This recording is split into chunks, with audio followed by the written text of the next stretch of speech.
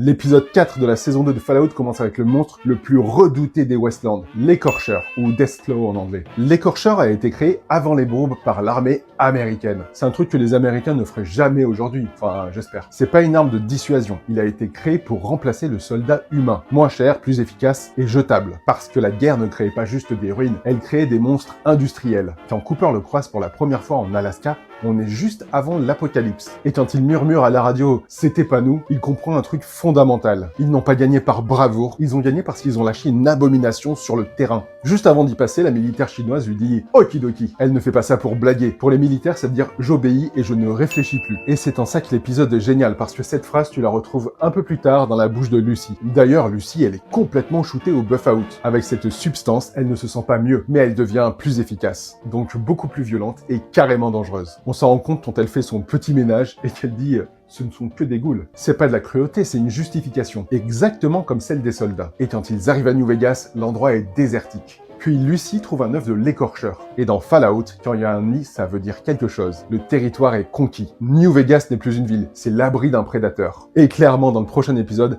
ça va pas être qu'une partie de poker à New Vegas. Et selon toi, le vrai monstre dans Fallout, c'est l'écorcheur ou ceux qui l'ont créé? Abonne-toi et dis-moi ce que t'en penses en commentaire.